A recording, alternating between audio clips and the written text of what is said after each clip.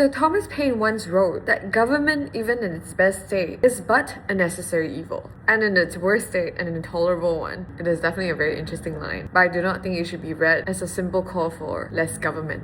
Paine was actually writing against monarchy and inherited power, and his real concern was unaccountable power. And in common sense, he separates society from government. Society comes from cooperation, while government exists because people also create conflict, injustice, and insecurities. So Paine actually gives us a really useful starting point here. Government may be necessary, but because it uses coercive power, it must always be justified. And from a sustainability perspective, this is very real, because government can be slow, bureaucratic, corrupt, or even captured by private interests. But when government is too weak, the harm does not exactly disappear, right? It just moves elsewhere, into rivers, forests, coastlines, and even the future generations. So the thought process is not really how do we make government smaller, but rather what kind of power should be restrained and what public capacity must be preserved. Because my argument is this here. Paine was definitely right to warn against government as domination, but sustainable development needs government as guardrails,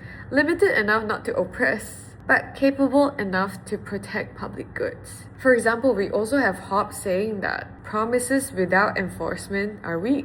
In his book, he writes that covenants without the sword are only words, and in sustainability terms, a climate target without monitoring is just a sentence. Same but different.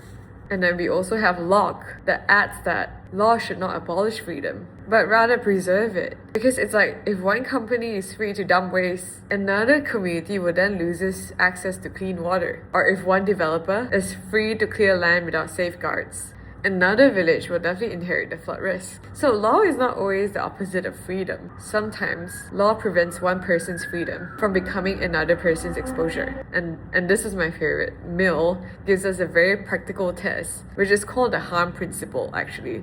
So state interference is most justified when it prevents harm to others. It's like pollution, haze, unsafe waste disposal, and even climate emissions all fit to this logic because the harm is collective and often suffered by people who did not cause this at all. So government is dangerous when it controls without reason, but government also fails when it refuses to act against preventable harm. And we can see this all throughout Southeast Asia actually.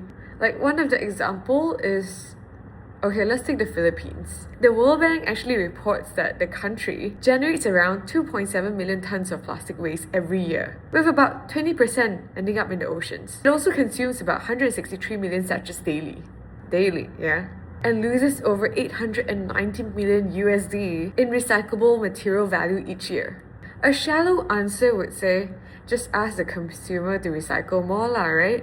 But consumers do not design the packaging systems. They also do not control collection infrastructure. And they also do not decide whether the products are refillable or impossible to recover. And that is why the Philippines actually introduced the extended producer responsibility, or we call it the EPR. So large enterprises with assets over 100 million pesos must recover a rising share of their plastic packaging footprint.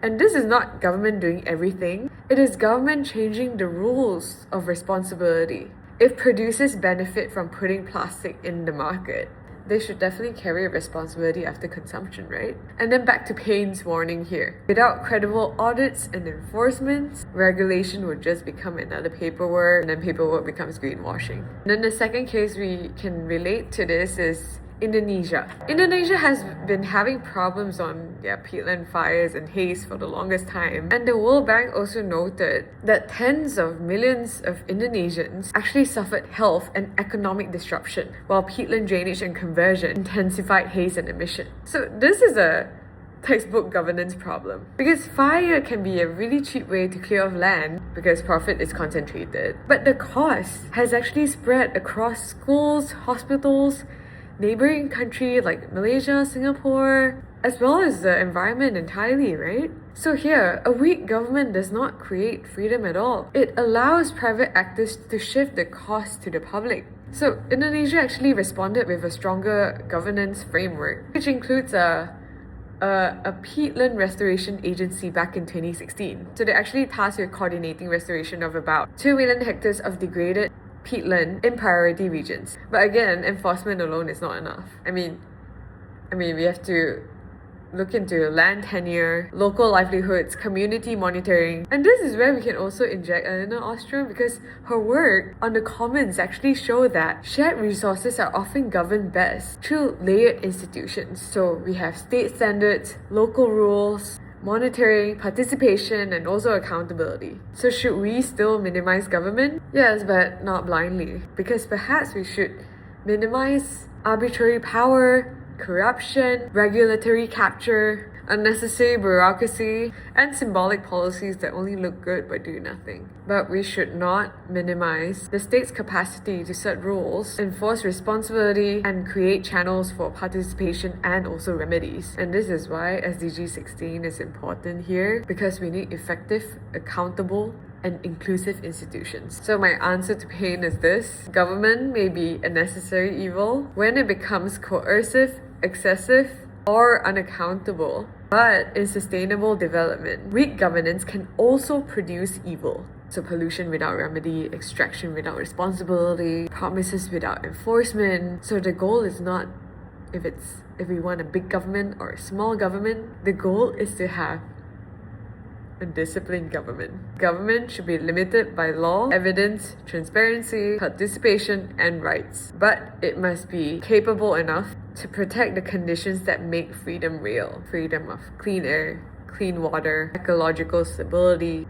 public health, and justice between generations. And in the age of the climate crisis, the real challenge is not to minimize government blindly, but rather to minimize the domination, whether it comes from the state, the market, or private power. So that is government not as our master, but truly as a very important guardrail that we need.